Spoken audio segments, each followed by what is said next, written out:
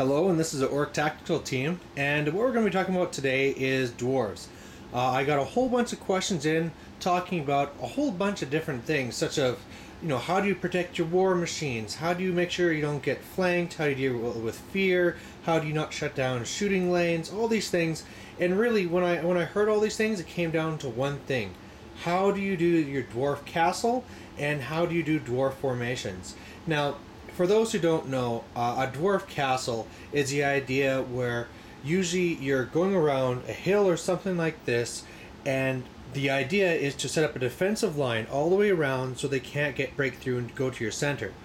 So to explain how we're going to be doing this, I'm going to be starting off with this kind of typical dwarf army here. So there's a whole bunch of war machines, some blocks, and the first thing we're going to do is just start placing our infantry blocks around this hill. So this is assuming that you have a hill placed. So we'll grab one unit, move it over here, move up another unit, another one, and a final one. And what we're looking at already is this is like the walls of the castle. This is our front line defense. Next thing is going to be our war machines. So some of the war machines, like your organ guns, you want to have those right up and personal. So I like having these right here, right between these front units. So we'll put one organ gun there, and we'll put another organ gun over here. That center spot, it's really up to you. A cannon can be a nice thing to have there. If you had a flame cannon, that would be the obvious choice. But at least here, if they have a failed charge somehow against you, you can blast them with some grape shot. So that would be kind of fun. So we'll put our cannon right there in the center. And then finally, we'll just throw some more of the war machines. These are kind of the more important ones that you want to defend, or they're more long range as well. So, your expensive grudge thrower is going to be back in center so that it's nice and protected. And your bolt throwers, they can either go up on the hill, but because we're going to be dealing with these other shooting units, we're going to put those shooting units up on the top.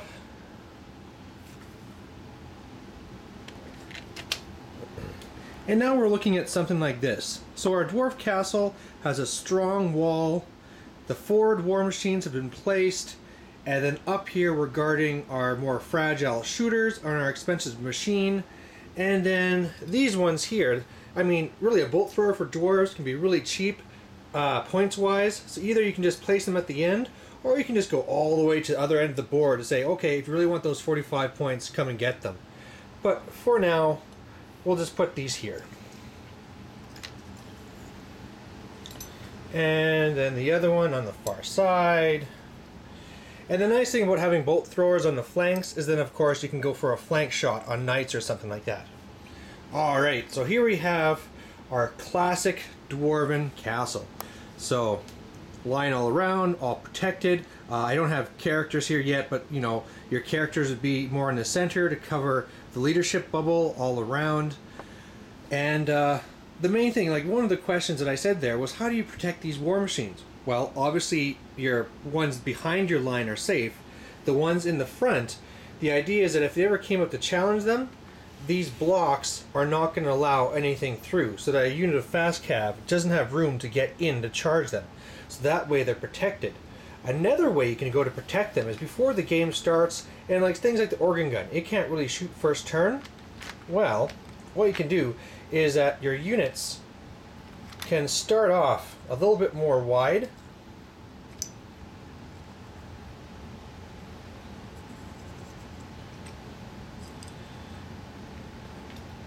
And right now, this isn't a legal formation. You have to pretend that it's even wider, that I've gone to go to 2 single ranks. So now, no matter what, with 7th rules, you can't see it, so it can't be shot or blasted with magic, and even little single characters can't even charge it. When it gets to your turn and you want to use it, these 2 units on either side just reform. Those models go to the back, or go back to their units, ranking up, and all of a sudden now that war machine has clear line of sight, it hasn't moved, and you can just blast whatever thing had come up to you. in this formation as well, to make sure that you're not flanked, you always have to make sure that you keep your battle line. Each unit is protecting the flank of the other, and really just knowing that if you have a crack anywhere, everything's going to fall apart. So you have to defend it. So this is the main orc castle. But what happens if you don't have a hill? Well, if you don't have a hill, the first thing you want to do is go straight to the table edge right here. Go for the corner, because that's going to be the safest spot. So again, we're going to start with our infantry. So one right close. We'll grab another one, slide him over, put him here, grab another one, slide him all over to here. Move some war machines out of the way. And sorry, our last unit. Just tidy this up a little bit. Move my hill that I don't have out of the way. And alright, just like last time, here's the wall of the castle with our infantry. One flank is completely now protected by a board edge, and so is the other one. I mean, you can turn this as much as you want in order to protect it. So now all your flanks are protected. You can see here that I've left room for war machines. I mean, you could always tighten that up more if you wanted, but same thing. Organ guns. I'm just gonna place the machine just to speed this up. Cannon and organ gun.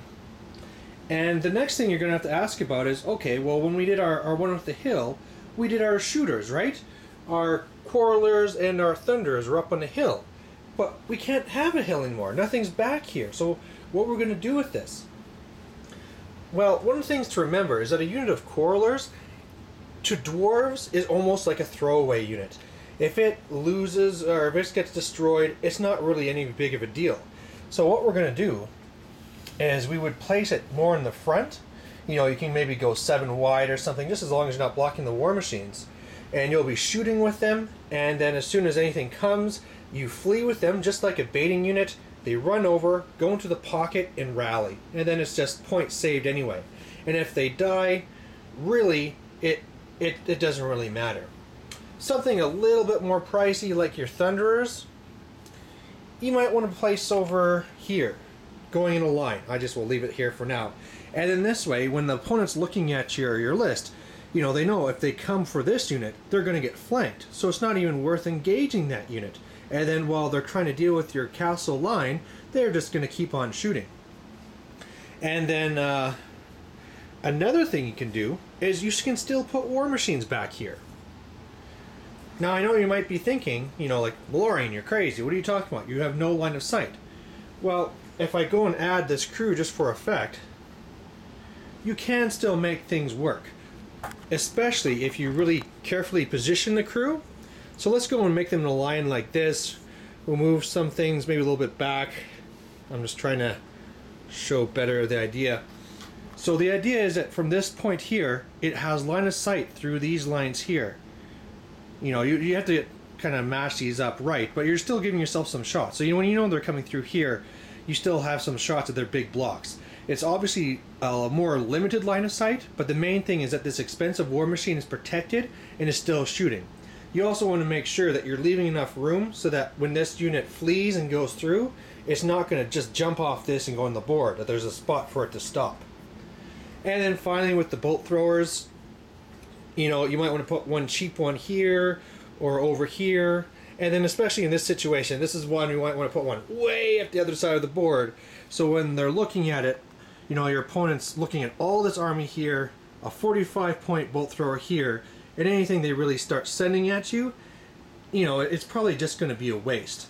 So that's the Dwarf Castle. If used correctly, it gives you a very strong frontage, no flanks, and make sure that you can protect your war machines by not giving them room to charge within. And the main thing, like I said, another part that was with fear causers. Even if fear causers attack, they have to beat you, and unless they flank you, they're not going to break you. So that's it. Hope you enjoyed it, and we'll see you next time. Thanks. Bye.